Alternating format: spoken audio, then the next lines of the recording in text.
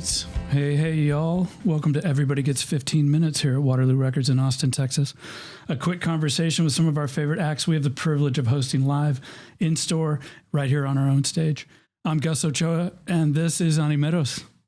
Welcome to Waterloo Records, y'all. Yeah. Thank you. How's it going?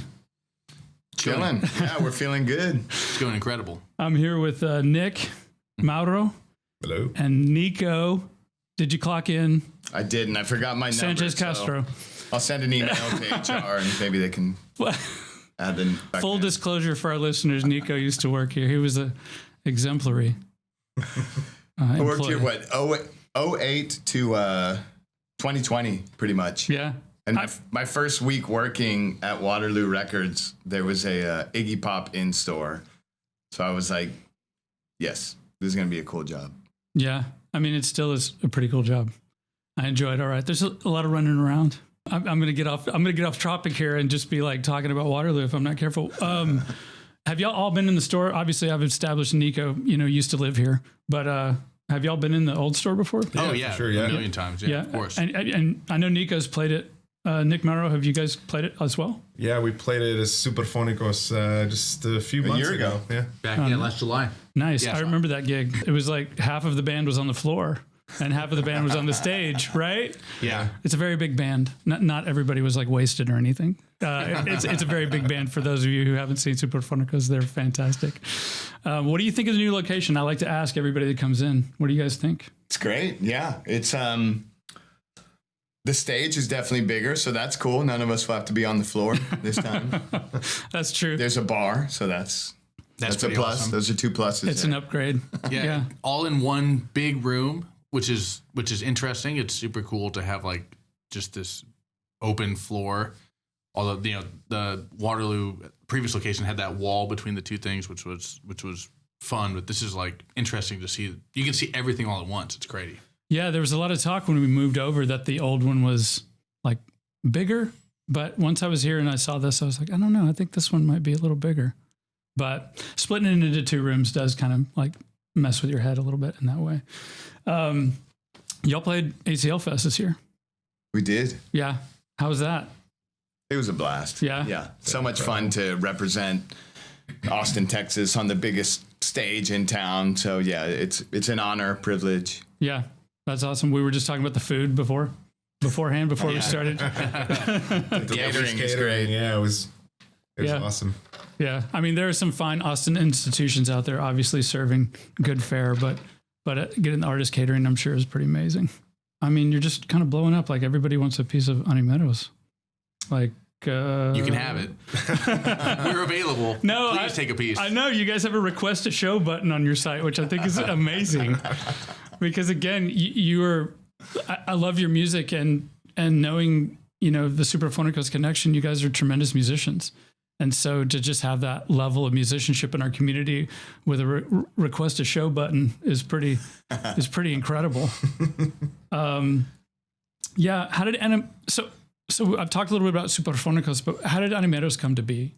It kind of was just born out of a conversation we had on the way to a gig, just kind of figuring out how we could put a smaller band together was kind of the main idea, because a lot of our other groups are large Latin orchestras with horns and all the stuff, which makes it a little tricky to get out on the road and move around freely. So we're like, let's put a smaller group together. And so we started kind of getting ideas together October of 2023. Is that about right? So about 2 years ago.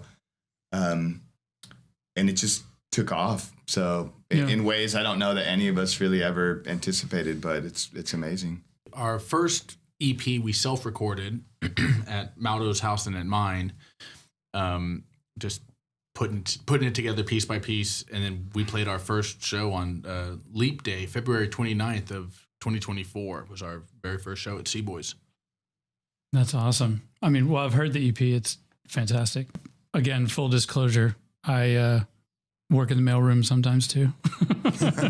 So working in the mailroom, you put stuff on, you put stuff in your headphones, that kind of thing, or in the speakers. And I love the EP. It's got such a good vibe to it. But I'm here also to talk about the new single, Gózalo, right? Did I pronounce that correctly? Yeah.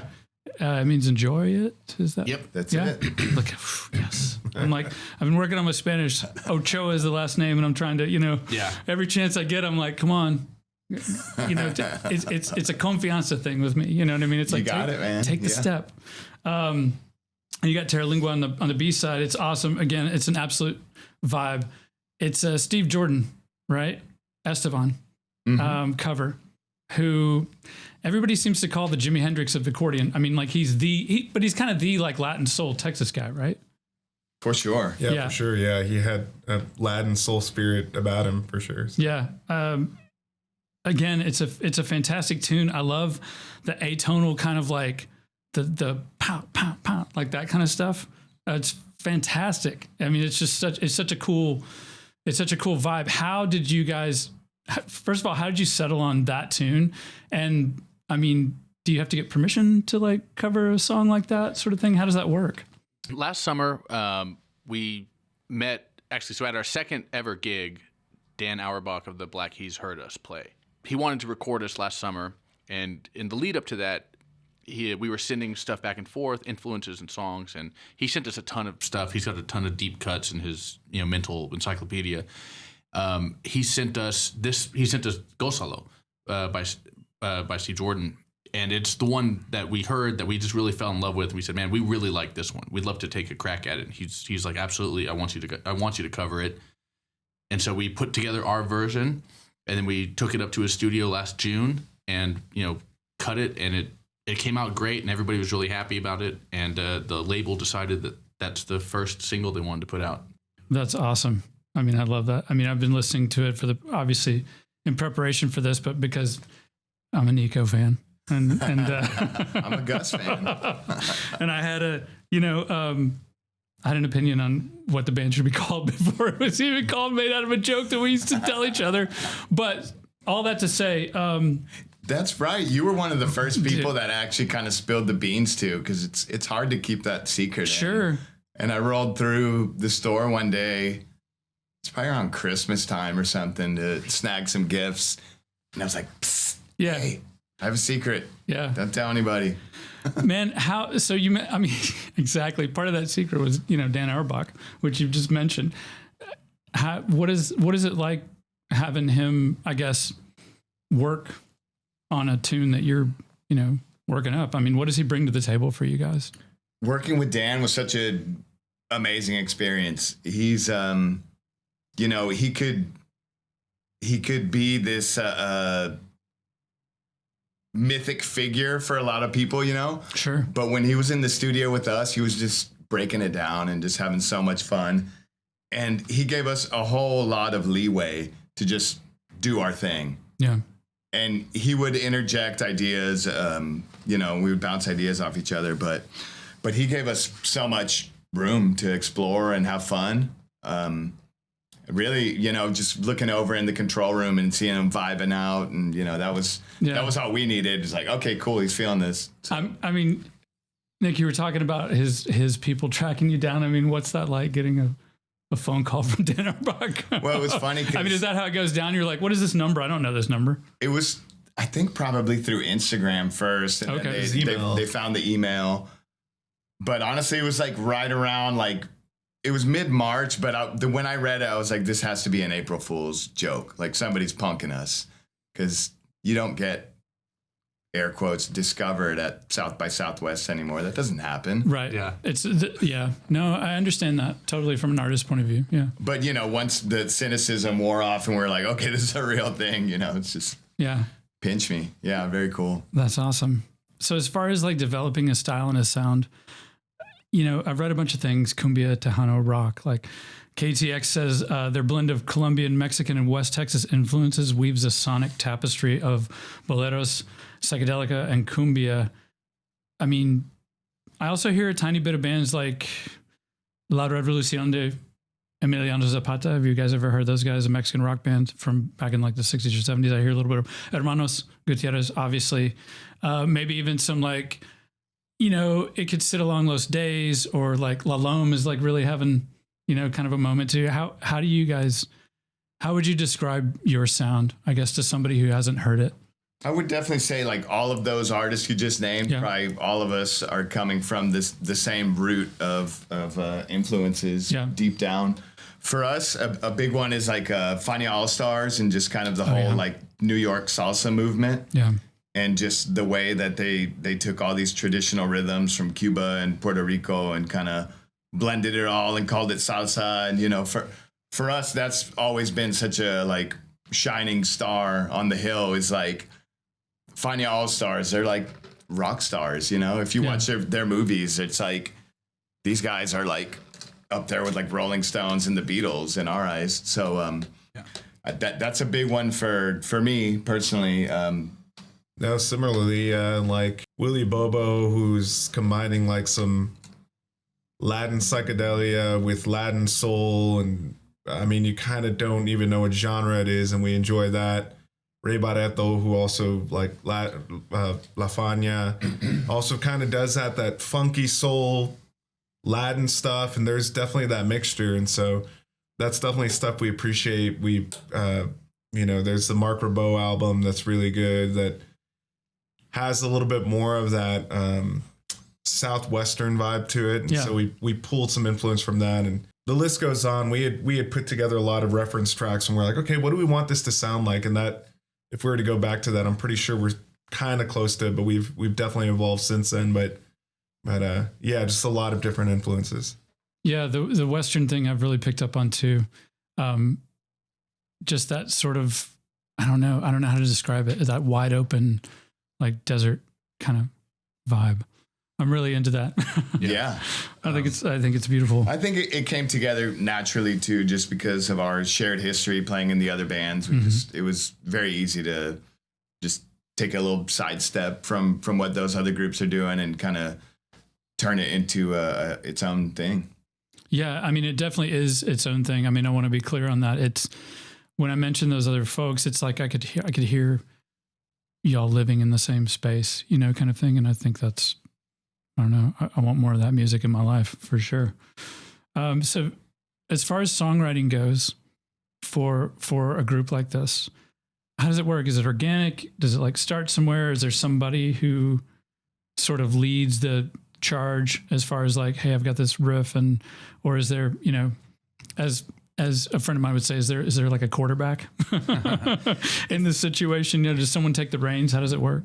It feels pretty organic. We've all brought something to the group, a snippet of something here or there. And what's been so much fun about working with these guys and writing with them is that, you know, if one of us brings something, the other guys immediately know how to fill in the gaps.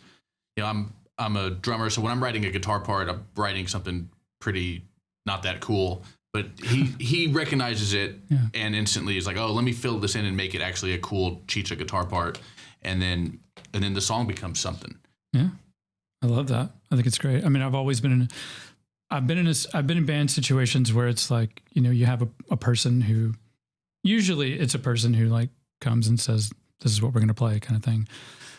I do have friends who have been in other musical groups where it is like a democratic kind of, that's what it sounds like this is, like sort of like a, hey, all three of us, or in this case, you've got two more players as well. We're all going to kind of go in on this and decide.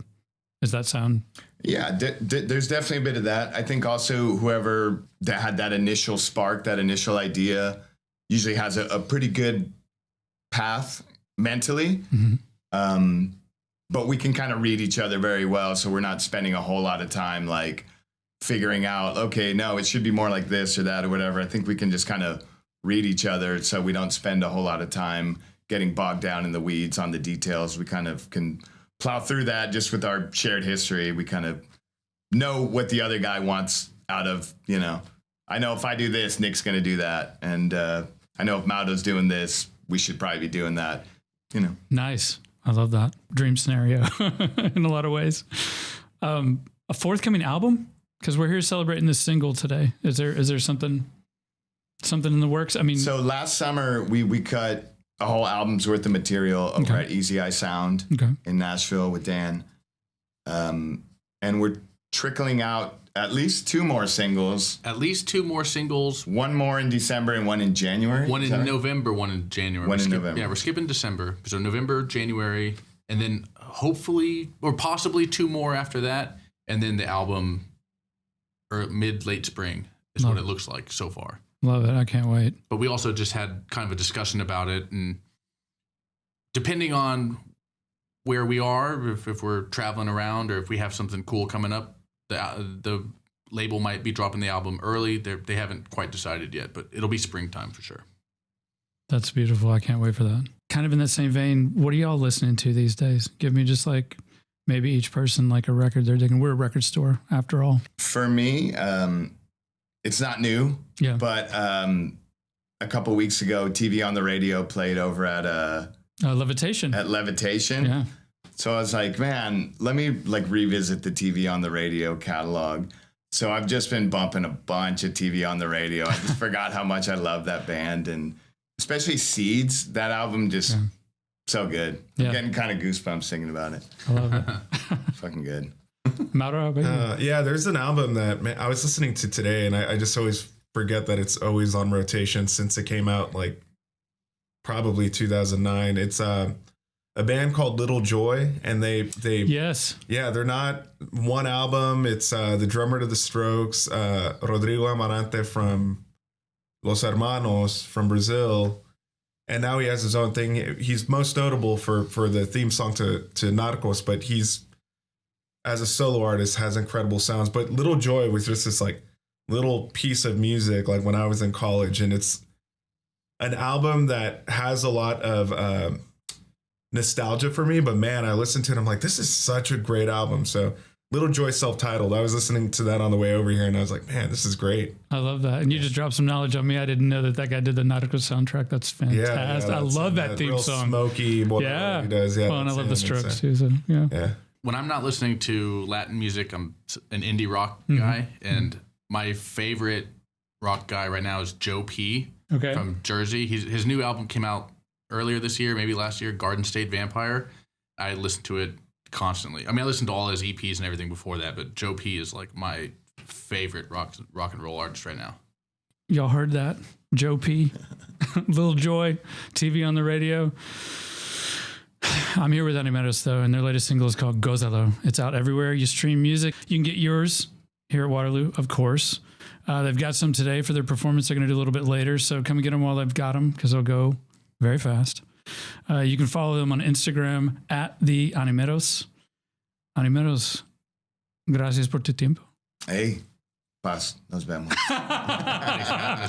Yeah, there it is right there. Nico needs to clock in and come back to work here.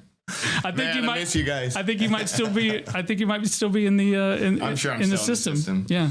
We'll have Paul put you on the schedule for next Wonderful. week. And thank y'all out there for listening. Y'all can follow us on Instagram at Waterloo Records, at Waterloo.sound for our Dolby Atmos studio, at Waterloo_wheels to follow the ongoing adventures of our Waterloo van, and at Unofficial Dogs of Waterloo to see all the canine pals who come in and shop with us. I'd like to thank Cory Reinisch, our marketing manager, Allie Lingren, our in-house engineer, and of course the hardest working staff on the planet, without which none of this is possible. I'm Gus Ochoa. See y'all next time, and until then, support the artists you love, support your local record store, and if you're in Austin, stop in and say hey, we'd love to see you.